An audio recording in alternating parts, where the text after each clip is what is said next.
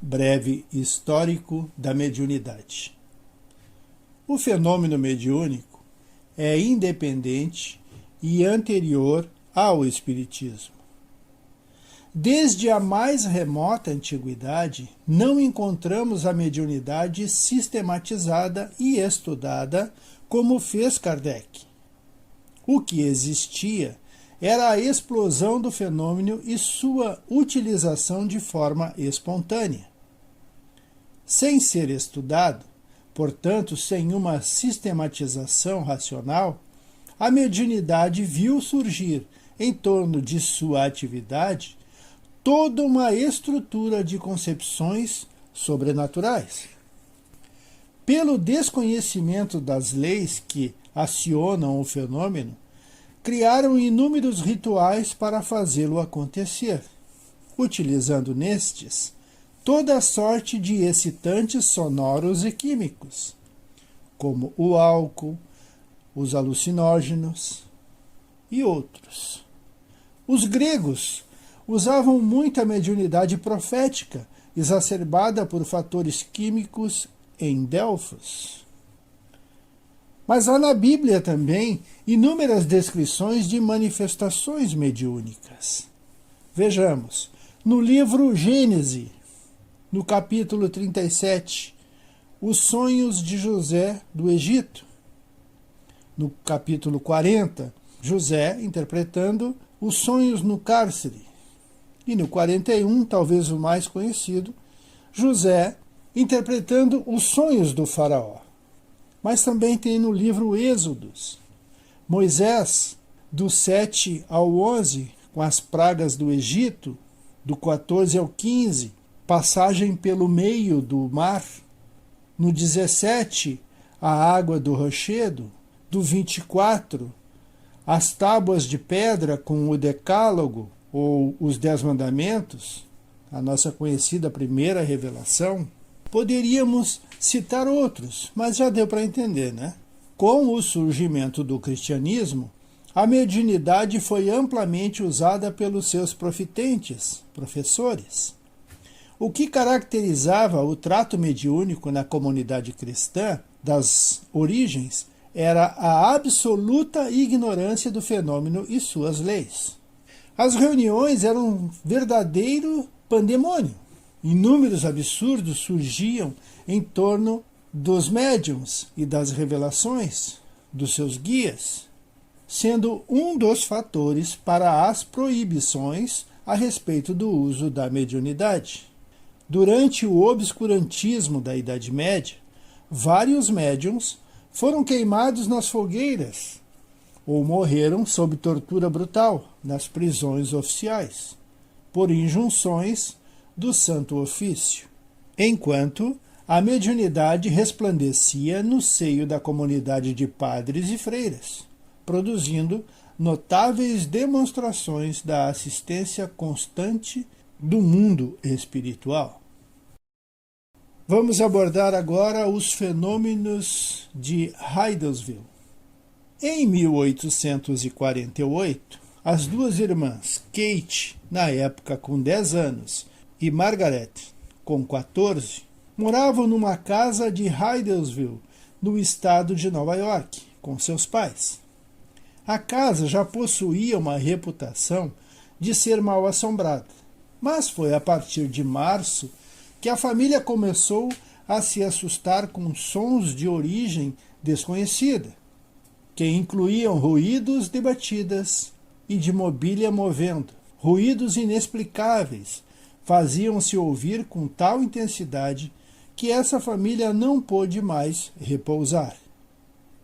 Apesar das mais numerosas pesquisas, não se pôde encontrar o autor dessa bulha insólita. Logo, porém, se notou que a causa produtora parecia ser inteligente. Em 31 de março de 1848, quando as pancadas, em inglês chamadas raps, se tornaram mais persistentes e fortes, as meninas resolveram desafiar o mistério, travando-se um diálogo com o que todos julgavam fosse o diabo. Vamos ao diálogo. Senhor pé rachado, faça o que eu faço, batendo palmas. Imediatamente se ouviram pancadas, em número igual ao das palmas. A Margarete, animada, disse por sua vez: agora faça exatamente como eu. Conte 1, 2, 3, 4. Logo se fizeram ouvir as pancadas correspondentes. Perguntou em seguida: é um espírito? Se for, de 2 batidas. A resposta afirmativa não se fez esperar.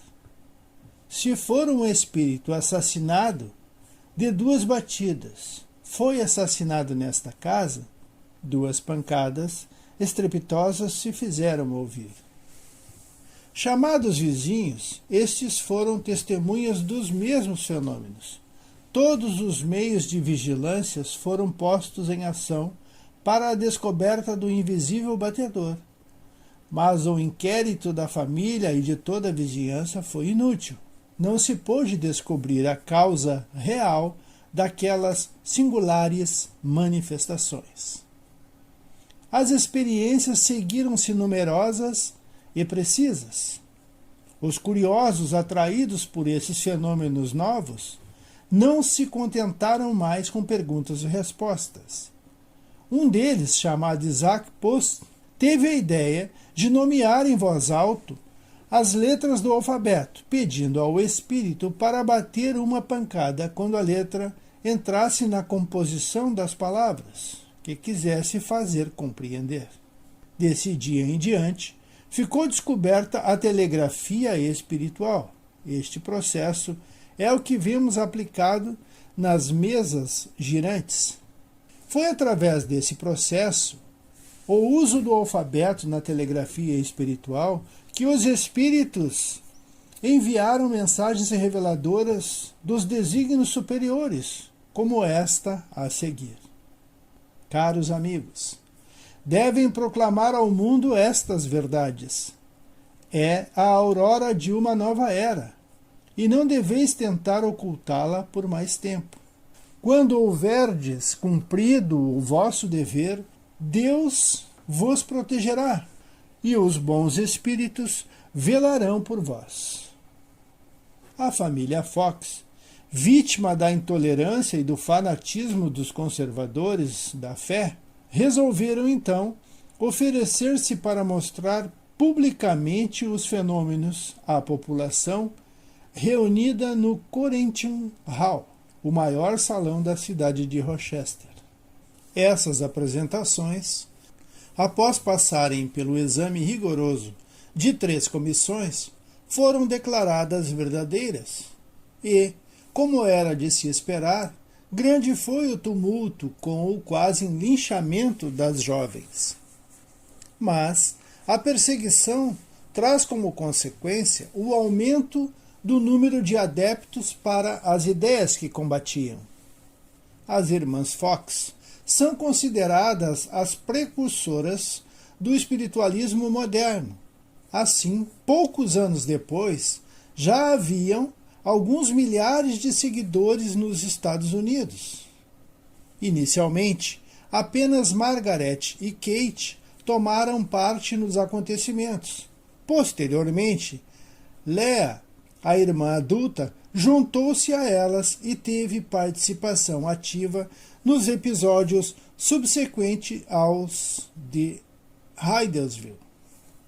Após esses incidentes na América, houve uma aceleração nos fenômenos na Europa, principalmente na França. É o que veremos em nosso próximo estudo. Ficamos por aqui, agradecidos e pedindo a Jesus que esteja sempre conosco.